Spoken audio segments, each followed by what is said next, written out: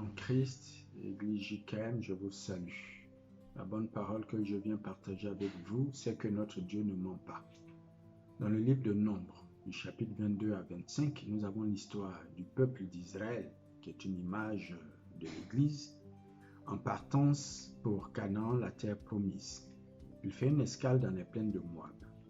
Le roi de Moab, Balak, effrayé et jaloux des exploits du peuple d'Israël, fait appel à un devin, Balaam, pour les maudire. Ce que Dieu ne permet pas. Dieu révèle en plus à ce devin 3 choses. 1. Que Dieu ne ment pas.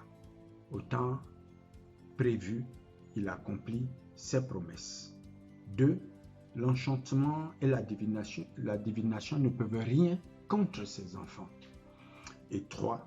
La grâce de Dieu, sa force et sa puissance sont notre partage afin de vaincre tous nos ennemis.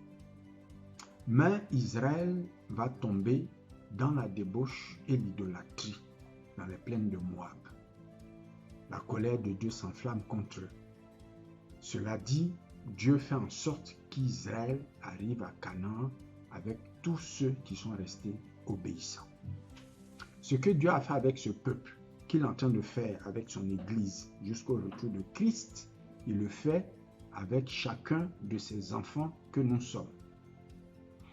Comme avec Abraham, à qui il avait été promis un fils avec Sarah.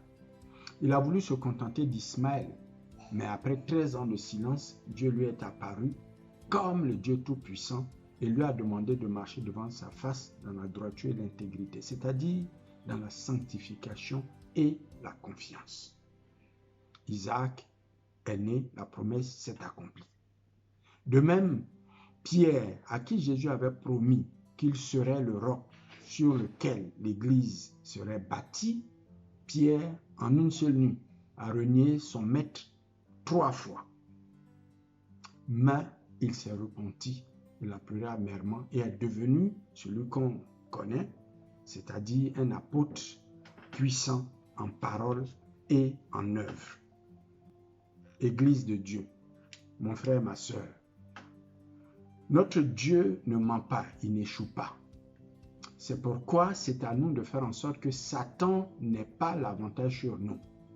Quelle que soit l'épreuve par laquelle nous passons, quel que soit le péché qui nous environne, quel que soit le temps qui passe, gardons notre foi ferme en Jésus-Christ, qui est le chemin, la vérité, parce qu'il ne ment pas, et la vie.